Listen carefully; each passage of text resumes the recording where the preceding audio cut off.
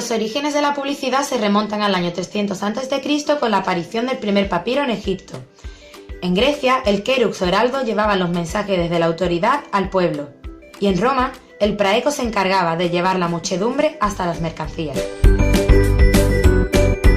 En esta época es esencial la figura de Gutenberg, quien experimentaría con modelos de metal en 1438 hasta que en 1453 finalmente inventaría la imprenta y daría lugar al primer libro publicado con esta, la Biblia de las 42 líneas.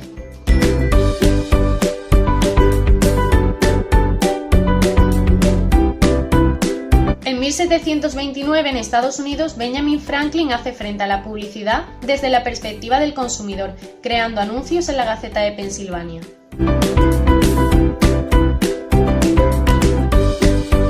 En 1785 surgen en Gran Bretaña las primeras manifestaciones publicitarias en el periódico The Times y se desarrolla la prensa gracias a la libertad de expresión. Esta prensa contenía elevados impuestos del timbre y del papel.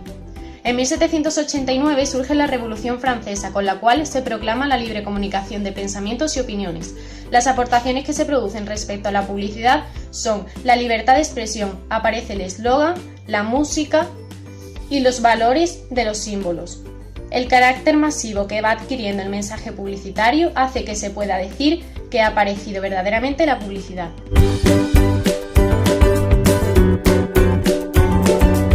Con el siglo XIX, la publicidad alcanza su madurez a través de la prensa y de los medios impresos. Con la aparición de las grandes empresas y almacenes, surgió la necesidad de diferenciación a través de la publicidad, y es así como surgen las primeras agencias publicitarias.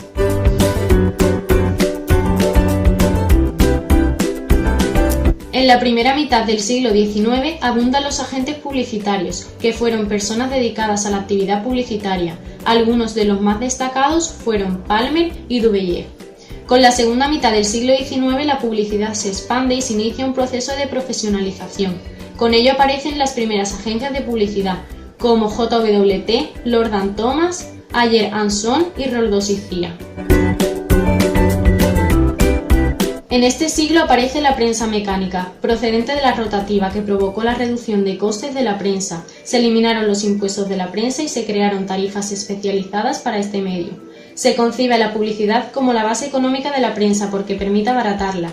Algunos de los autores que más destacan son Giraldin, James Gordon Bennett, que crea The New York Morning Herald, y Benjamin Day, creador de New York Sun.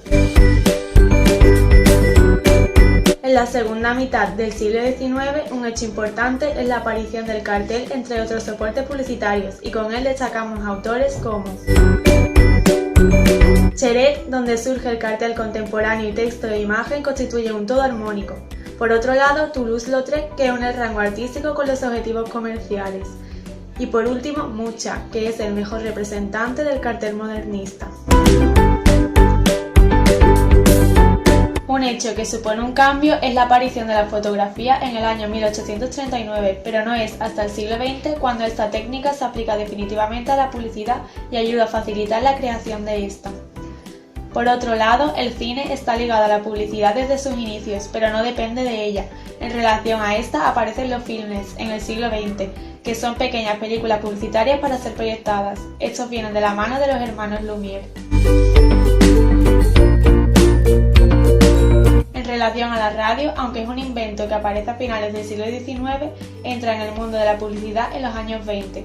Con esta aparecen los jingles, que son canciones breves pegadizas. Un ejemplo es la famosa canción del Colacao. En el siglo XX, en Estados Unidos, se consolidan las agencias de publicidad y destacamos dos autores importantes. En primer lugar, Lasker y en segundo lugar, Raymond Rubicam. Albert David Lasker se convierte en el padre de la publicidad moderna, trabajando para la agencia James, Walter & Thompson y Raymond Rubicam con la agencia Young & Rubicam. En esta época, en España, aparecen tres figuras importantes que fueron directores de agencia y realizaron carteles patrióticos: Rafael Roldós, Josep Renaud y Fernando Rivas. Sin embargo, El maestro por excelencia de la publicidad española es el catalán Pedro Prat Gabalí, por ser el representante de la publicidad científica en el primer tercio del siglo XX.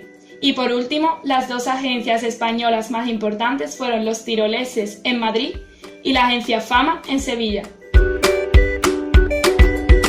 Durante la era de la televisión en el ámbito publicitario, podemos señalar dos figuras importantes. En primer lugar, Rose Reeves y en segundo lugar, David Ogilvy. Rose Reeves impulsó la publicidad moderna con las técnicas de las USP, mientras que David Ogilvy destaca por acuñar el término imagen de marca en 1955.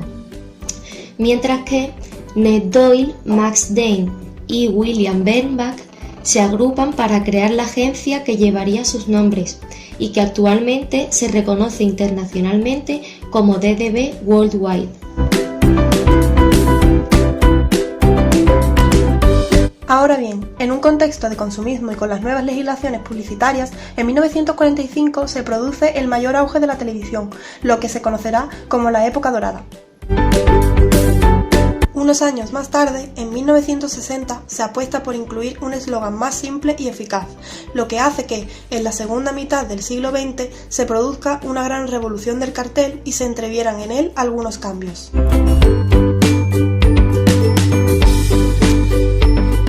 El punto de inflexión llegó cuando en 1990 nació un nuevo medio totalmente innovador y que haría cambiar el panorama publicitario, Internet, que además trajo consecuencias muy notables. Sin embargo, de entre todas ellas, la más representativa fue la crisis del cartel clásico. Y por ahora, todo queda aquí. Pero en el futuro, ¿quién sabe qué va a ocurrir?